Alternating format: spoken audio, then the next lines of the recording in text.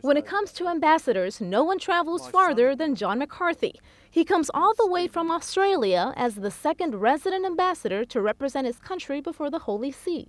The 65-year-old is a trial lawyer, and for years he and his family have been actively involved in the Catholic Church. I was the head of the Catholic lawyers in Australia, the St Thomas More Society, for many years, and served on the executive for many years before that.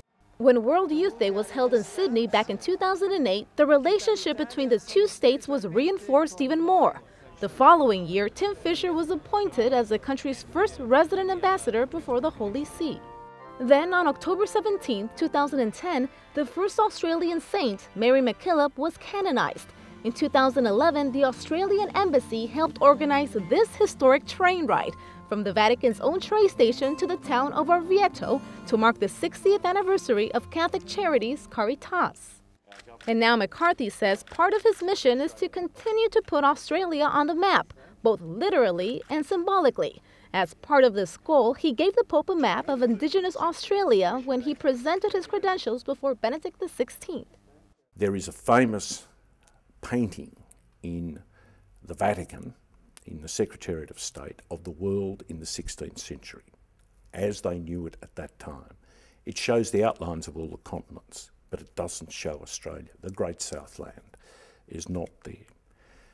I came to Rome, amongst other things, to put Australia on the map, that map.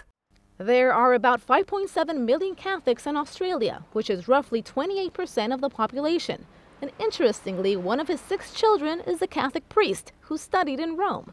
And even though Catholics are not the majority in Australia, McCarthy says the church does have a firm presence there.